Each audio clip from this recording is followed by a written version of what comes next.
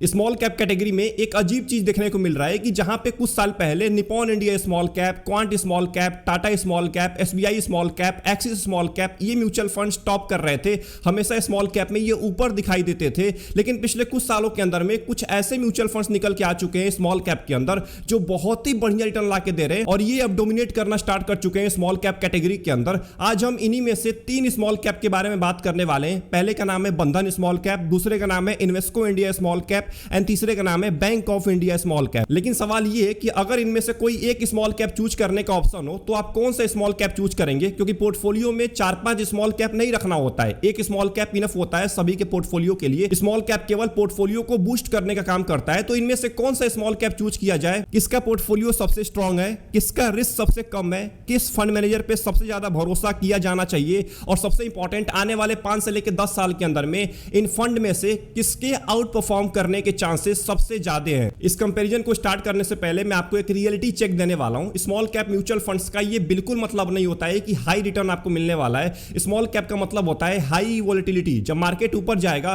तो ये category rocket बन सकती है, लेकिन जब मार्केट नीचे गिरेगा तो ये कैटेगरी सबसे पहले और सबसे ज्यादा नीचे गिर सकती है। आपको 40 से लेकर 50-60% तक भी क्रैश देखने को मिल सकता है। स्मॉल कैप इतना ज्यादा नीचे गिर जाता है। इसीलिए आज हम केवल रिटर्न के बारे में नहीं बात करने वाले हैं। आज हम 8 पैरामीटर के बेसिस पे इन तीनों म्यूचुअल फंड को कंपेयर करने वाले हैं। पहले का नाम है रिटर्न, दूसरे का नाम है कंसिस्टेंसी, तीसरे का नाम है रिस्क, चौथे का नाम है ड्रॉडाउन, पांचवें का नाम है पोर्टफोलियो क्वालिटी, छठवें का नाम है डाइवर्सिफिकेशन, सातवें का नाम है फंड हाउस का स्ट्रेंथ एंड आठवें का नाम है फ्यूचर पोटेंशियल। इन 8 पैरामीटर्स पे जब हम इन तीनों स्मॉल कैप को कंपेयर करेंगे तो विनर आपको साफ साफ दिख जाएगा इस वीडियो के एंड में। तो शुरुआत करते हैं कि आखिर में रिटर्न का किंग कौन है। तो आपके स्क्रीन के सामने बंधन स्मॉल कैप का परफॉर्मेंस है। आप यहां पे देखिए, इस स्मॉल कैप को लगभग 5 साल से ज्यादा टाइम हो चुका है। इसने लगभग 20% का सीएजीआर दिया है पिछले 5 साल के अंदर में और 5 नंबर पर रैंक कर रहा है अपने पूरे कैटेगरी के अंदर, जो कि बहुत अच्छी बात होती है। 5 साल में 20% का रिटर्न बहुत ज्यादा होता है। 3 साल के अंदर में लगभग 27% का रिटर्न लाके दिया है और कैटेगरी के अंदर 2 नंबर पर रैंक कर रहा है। ऑब्वियस सी बात है, 3 साल में 27% का रिटर्न भी बहुत ज्यादा होता है।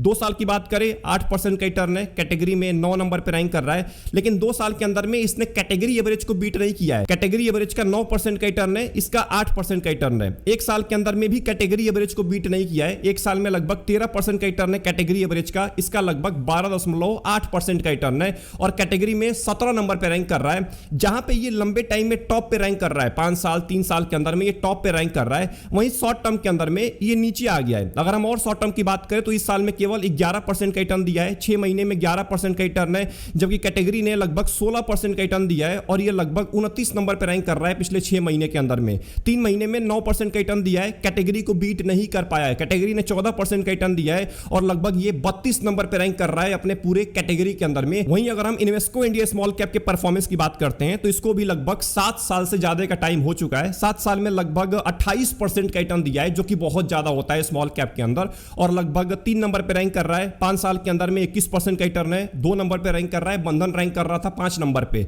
3 साल के अंदर में लगभग 25% का रिटर्न है, 3 नंबर पे रैंक कर रहा है। बंधन के बाद यही म्यूचुअल फंड है जो बढ़िया रिटर्न ला के दिया है 3 साल के अंदर में। 2 साल में देखिए लगभग 11% से ज्यादा रिटर्न दिया है, जबकि कैटेगरी ने 9% का रिटर्न दिया है। 2 साल में कैटेगरी एवरेज को बीट कर दिया है, इसीलिए 5 नंबर पे रैंक कर रहा है।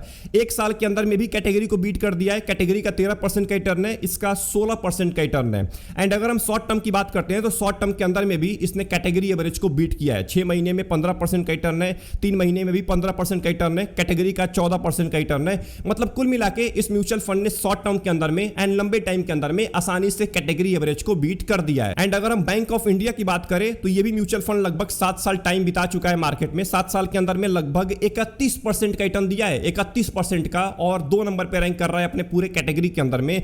5 साल के अंदर में 21% का रिटर्न है, कैटेगरी में 1 नंबर पे रैंक कर रहा है। 3 साल के अंदर में 24% का रिटर्न है, कैटेगरी में 4 नंबर पे रैंक कर रहा है। 2 साल में 12% का रिटर्न है, कैटेगरी में 4 नंबर पे रैंक कर रहा है। लेकिन अब देखिए, अब 1 साल में देखिए रिटर्न इसका लगभग 29% का रिटर्न दिया है। जहां मार्केट की हालत खराब है, स्मॉल कैप रिटर्न दे ही नहीं पा रहा है, वहां पे ये म्यूचुअल फंड 29% का रिटर्न दिया है, कैटेगरी में 2 नंबर पे रैंक कर रहा है। इस साल के अंदर में 2026 के अंदर में जनवरी महीने से लेके अगस्त महीने तक लगभग 30% का रिटर्न लाके दिया है। कैटेगरी ने केवल 13% का दिया है, कैटेगरी में 1 नंबर पे रैंक कर रहा है।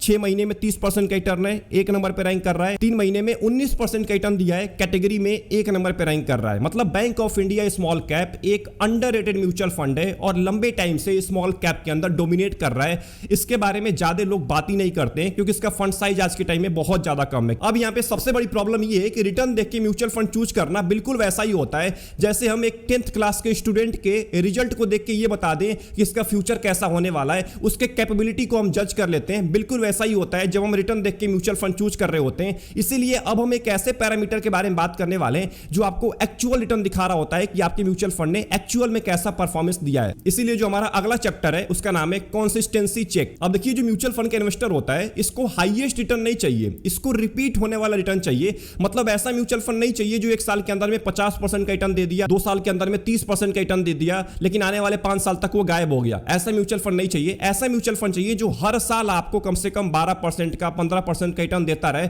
ये म्यूचुअल फंड आपके लिए परफेक्ट होता है। तो चलिए कंपेयर करते हैं इन तीनों म्यूचुअल फंड के रोलिंग रिटर्न को। तो आपके स्क्रीन के सामने इन तीनों म्यूचुअल फंड का चार्ट दिख रहा होगा रोलिंग रिटर्न का पिछले 3 साल का। यहां पे देखिए जो सबसे ऊपर वाली आपको लाइन दिख रही है ऑरेंज कलर की, ये डोमिनेट कर रही है, ये शुरू से ही डोमिनेट कर रही है और ये लाइन है बंधन स्मॉल कैप की। ग्रीन कलर वाली जो लाइन है ये है इन्वेस्को इंडिया स्मॉल कैप की। जो ये ब्लू कलर वाली लाइन है ये है बैंक ऑफ इंडिया की। एंड सबसे नीचे वाली लाइन है कैटेगरी एवरेज की जो स्मॉल कैप का है। इसका मतलब इन तीनों म्यूचुअल फंड ने रोलिंग रिटर्न के मामले में कैटेगरी एवरेज को बीट कर दिया है, लेकिन सबसे ज्यादा डोमिनेट कर रहा है बंधन स्मॉल कैप। यहां पे अगर आप देखेंगे तो सारा का सारा गेम ही क्लियर हो जाएगा। अब देखिए जो भी यहां पे आपको रिटर्न दिख रहा है ना, ये रोलिंग रिटर्न है, CAGR नहीं है। तो बंधन स्मॉल कैप ने लगभग 30% का एवरेज परफॉर्मेंस लाके दिया है किसी भी पिछले 3 साल के टाइम पीरियड में। वहीं बैंक ऑफ इंडिया ने 22% का रिटर्न दिया है, इन्वेस्को ने 26% का रिटर्न दिया है। इसका मतलब रोलिंग रिटर्न के मामले में बंधन स्मॉल कैप आगे निकल जाता है। वहीं अगर हम मीडियन की बात करते हैं तो लगभग 30% का है बंधन स्मॉल कैप का, बैंक ऑफ इंडिया का 22% का है and Invesco India small cap का 25% का है। मैक्सिमम रिटर्न बंधन स्मॉल कैप ने 38% का दिया है किसी भी 3 साल के अंदर में,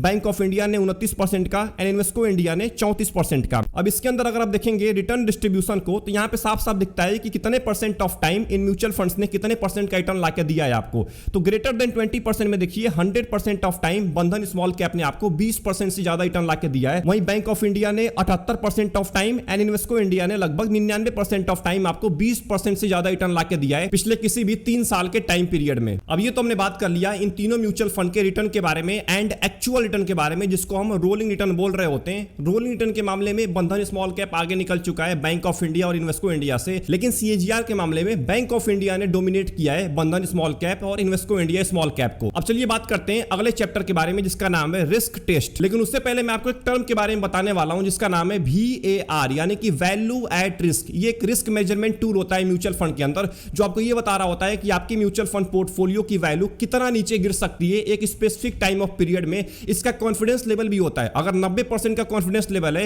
यानी कि 90% चांस है कि आपका म्यूचुअल फंड अगर मार्केट नीचे गिरेगा तो इतना नीचे गिर सकता है। अगर आपके म्यूचुअल फंड का VAR 30 का है, इसका मतलब 1 साल के अंदर में आपका म्यूचुअल फंड 30% तक नीचे गिर सकता है। ये 90% कॉन्फिडेंस है।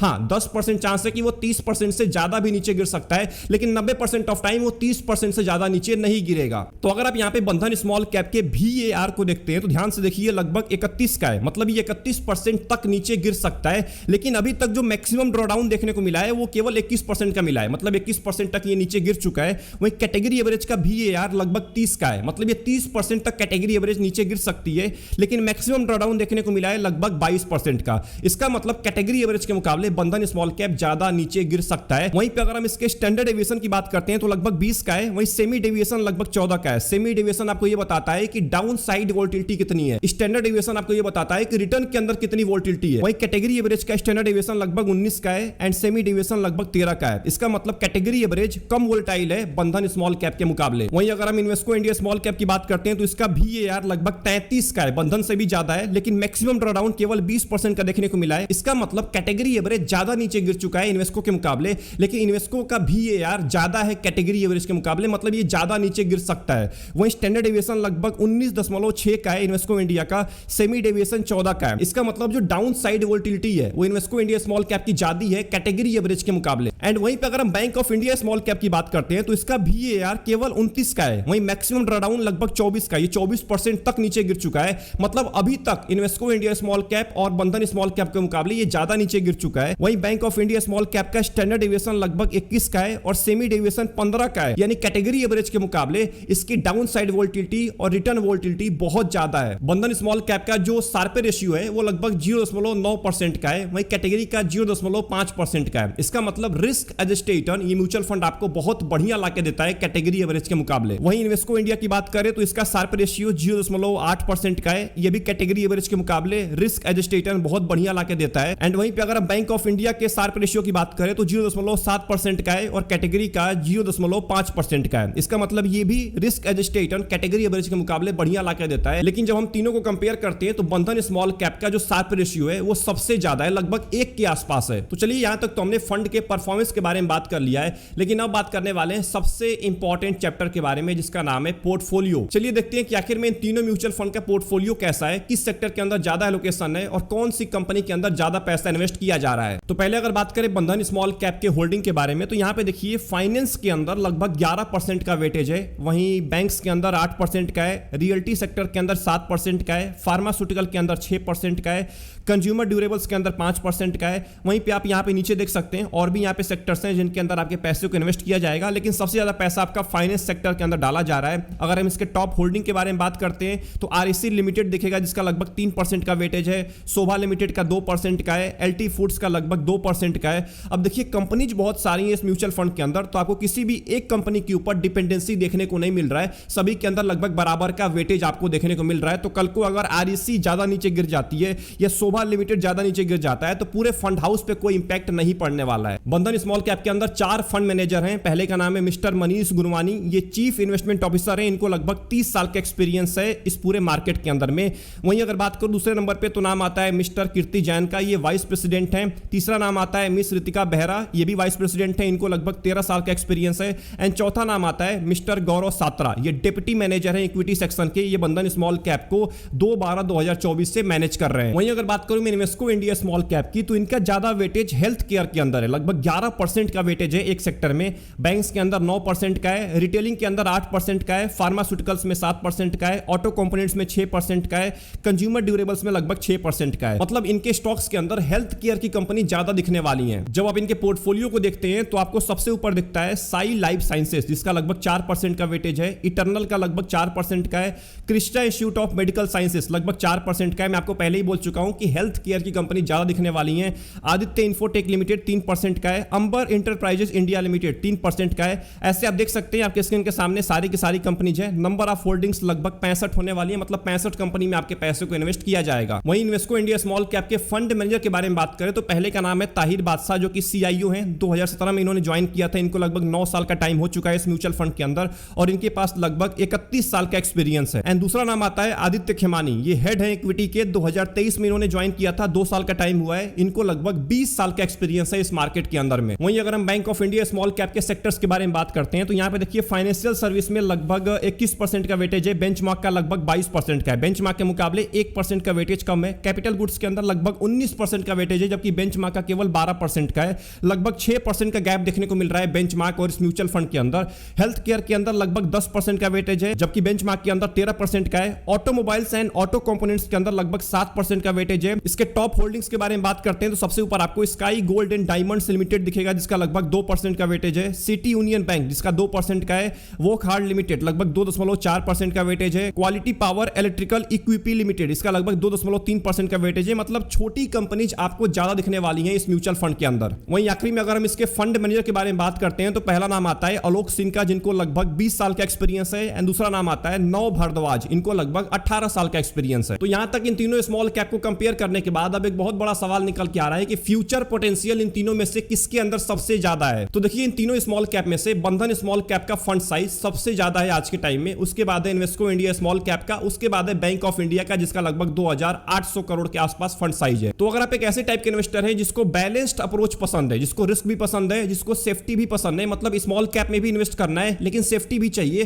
तो इन्वेस्को इंडिया स्मॉल कैप उसके लिए बेहतरीन ऑप्शन हो सकता है। पहली बात मैं आपको क्लियर कर दूं कि मैं आपको कोई भी रिकमेंडेशन नहीं दे रहा हूं, मैंने जो कंपेयर किया है उसके बेसिस पे मैं आपको बता रहा हूं, इसीलिए आंख बंद करके पैसा मत इन्वेस्ट कर दीजिएगा। लेकिन वहीं पे जब हम बात करते हैं एग्रेसिव ग्रोथ की, मतलब बहुत कम टाइम के अंदर में ज्यादा परफॉर्मेंस लाने की, तो अभी तक तो हमको बैंक ऑफ इंडिया ही दिखा है। बैंक ऑफ इंडिया ने पिछले 1-2 साल के अंदर में बहुत बढ़िया परफॉर्मेंस लाके दिया है। जहां मार्केट की हालत खराब है, जहां पे बाकी स्मॉल कैप स्ट्रगल कर रहे हैं, वहां पे बैंक ऑफ इंडिया ने 30% से ज्यादा रिटर्न लाके दिया है। तो एग्रेसिव ग्रोथ के मामले में बैंक ऑफ इंडिया बेहतर साबित हो सकता है, लेकिन ध्यान रखना है आंख बंद करके पैसा मत डाल दीजिएगा bank of India small cap में, क्योंकि पास्ट रिटर्न फ्यूचर को नहीं बता रहा होता है। फ्यूचर में कुछ भी हो सकता है। म्यूचुअल फंड हो सकता है कि अगले 2 साल तक कोई भी परफॉर्मेंस लाके ना दे। एंड वहीं पे जब हम बंधन स्मॉल कैप की बात कर रहे होते हैं तो इसका फंड साइज जब बढ़ना स्टार्ट हो चुका है, बहुत ज्यादा बढ़ चुका है, इसका मतलब अब इसके फंड मैनेजर को प्रॉब्लम आने वाली है स्मॉल कैप में इन्वेस्ट करने में। इसीलिए मैं आपको ये बात बता देना चाहता हूं कि बंधन स्मॉल कैप में अगर आप ऑलरेडी पैसा इन्वेस्ट करते हैं तो इन्वेस्ट करते रहिए, आपको निकालने की जरूरत नहीं है, लंबे टाइम तक पैसा इन्वेस्ट करिए।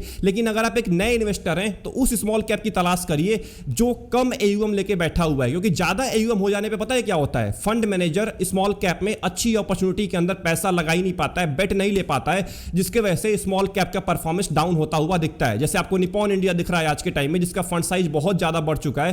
क्वांट स्मॉल कैप, इसका भी फंड साइज अच्छा खासा बढ़ चुका है। तो स्मॉल कैप में सबसे बड़ी दिक्कत यही होती है, बंधन स्मॉल कैप के अंदर हमने इतना पैसा इन्वेस्ट कर दिया है, आंख बंद करके लोग पैसा इन्वेस्ट कर रहे थे पिछले साल के अंदर में, 2025 के अंदर में। इसीलिए इस फंड का जो फंड साइज है वो बहुत तेजी के साथ बढ़ा है। ध्यान रखना है, आंख बंद करके पैसा मत डालिएगा किसी भी म्यूचुअल फंड के अंदर, आपके लिए वही म्यूचुअल फंड एक दिन सरदर्द बन जाएगा। तो आई होप आपको इन तीनों स्मॉल कैप का कंपैरिजन वीडियो पसंद आया होगा। अगर आपको कुछ और पूछना है इन म्यूचुअल फंड्स के रिलेटेड तो कमेंट खाली पड़ा हुआ है, टाइप करना मत भूलिएगा। सबसे इंपॉर्टेंट, आगे और कौन से म्यूचुअल फंड्स के ऊपर आपको कंपैरिजन वीडियो चाहिए कमेंट बॉक्स में ये भी टाइप करना मत भूलिएगा। इस वीडियो के अंदर अगर आपको 1% भी नॉलेज मिला है, वीडियो को जरूर लाइक करिए एंड चैनल को जरूर सब्सक्राइब कर लीजिएगा। ऐसे इंपॉर्टेंट वीडियोज आपके लिए रेगुलर बेसिस पे इस चैनल पे आती रहेंगी। सब्सक्राइब नहीं करेंगे तो इन वीडियोज को आप मिस करने वाले हैं। अपना ध्यान रखिए, best of luck, take care.